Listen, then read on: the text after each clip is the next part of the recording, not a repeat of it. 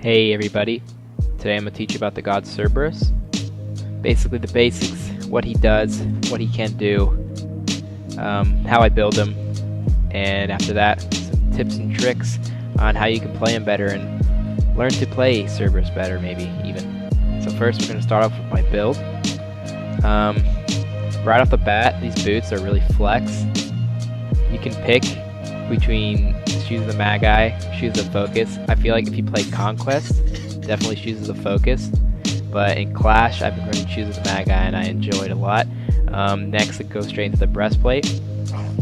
Then the Void Stone, Stone of Gaia, and Hide of the Urchin. These are usually always core items that I build, basically meaning that in every match, you usually build these items straight after the boots. You can switch them out if you want, but for my build, this is what I usually always build, never flip out. Unlike the boots, as I said before, the power and the cooldown are really up to preference.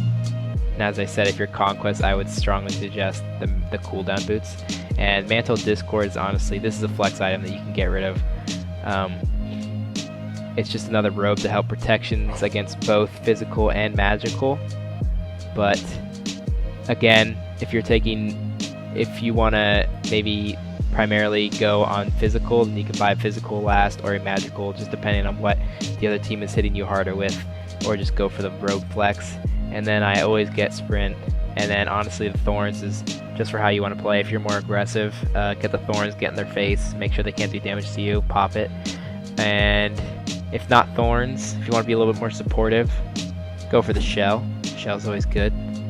Or go for a Cursed Ankh if there's a lot of healing, since Guan Yu and Aphrodite got a buff recently and are probably going to be played a lot. So now that we're done with the build, we're going to move on to what Cerberus does for his basics. So Cerberus' passive is called Spirit of Death, and basically anytime a god heals itself within 40 units of you, their healing is reduced by 20%, and Cerberus receives 40% of that heal. So this passive is pretty situational. Depends if they have a healer at all. If they don't, then your passive won't really do anything, but it's good to keep in mind that if they do have healers and they're setting up for healers in Conquest, you know, Cerberus is not a bad pick. It's not a huge passive that's game-changing, but it'll help with fights, I would say. Cerberus' first ability is Paralyzing Spit. Paralyzing Spit starts off with one shot coming from Cerberus' snake tail. Each shot deals 170 damage at max rank. To gain more stacks, Cerberus must auto-attack with each head to gain another stack that adds another shot to Paralyzing Spit, maxing out at 4. The little indicator above Cerberus' profile indicates when you have full stacks. If all heads are lit, then you have reached maximum stacks. Once you have all 4 shots ready, Paralyzing Spit now stuns targets hit by all 4 shots for 1.8 seconds at max rank, but deals 20% less damage. Cerberus' second ability is Ghastly Breath. All 3 of Cerberus' heads release noxious fumes that deal 60 damage at max rank, that ticks for 7 hits, also reducing magic protections by 14 at max ranks 3 times. If players are hit in the purple center area of the cone, they are also slowed for 12% at max rank, that stacks up 3 times. The slow lasts for 2 seconds. Ghastly Breath lasts for 2.4 seconds.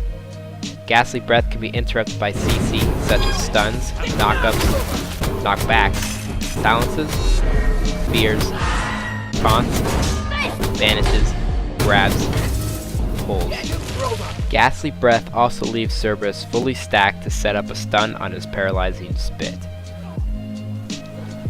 Cerberus' third ability is Soul Expulsion. Cerberus leaps forward, dealing 220 damage at max rank. On impact, whatever minion or god hit by Soul Expulsion gets their soul severed. Souls will move towards Cerberus and only Cerberus. Objectives like Gold Fury, Fire Giant, and Portal Demon do not grant souls. These souls do not block any attacks from you, enemies, or your allies. Killing souls will grant Cerberus with health 55 from minions and 110 from gods at max rank. Cerberus can kill souls with his abilities, and his auto attacks will also cleave souls and Cerberus' ultimate ability is Stygian Torment. Cerberus knocks up any god in his radius, levitating them in the air for a short duration, dealing 440 damage at max rank. Cerberus can then choose a landing spot where any enemies affected will land together. Cerberus ult can be cleansed by beads, and knock immune abilities will not be affected. So now that we have finally gone over our build and all the abilities that Cerberus does, we can finally go into some tips and tricks to help you play Cerberus better.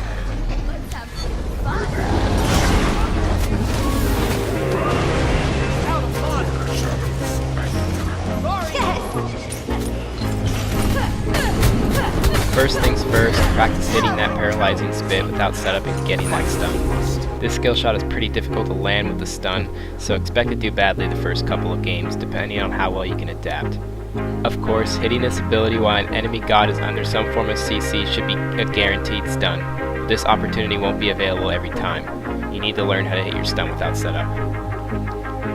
Now, even when Paralyzing Spit absolutely chunks enemies, I suggest ranking up your Ghastly Breath first over Paralyzing Spit. The reason for this is Ghastly Breath offers good lane clear, easy to confirm damage, slow that is easy to confirm, and it still chunks people in the damage department.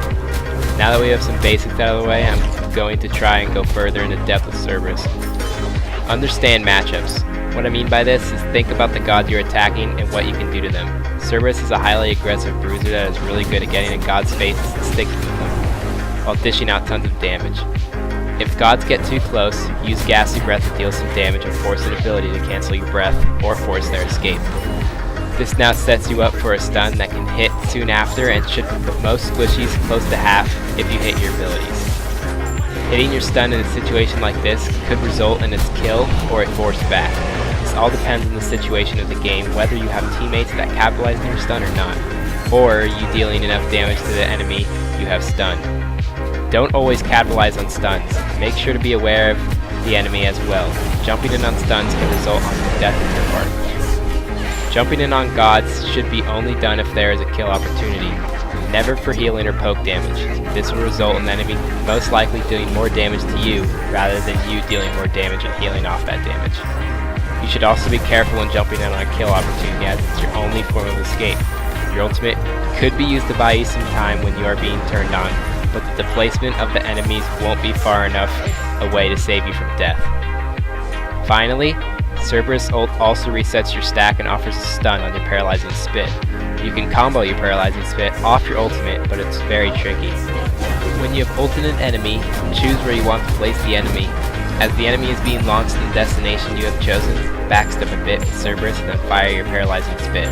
Without moving back, you won't hit your stun. Make sure you are backpedaling when you are placing the enemies in the location you desire. This takes a bit getting used to, but once learned correctly, should result in a kill every time. Well, that does it for the guide. Thanks for watching. I hope you learned something. Be sure to subscribe to Space Station Gaming, and have a nice day.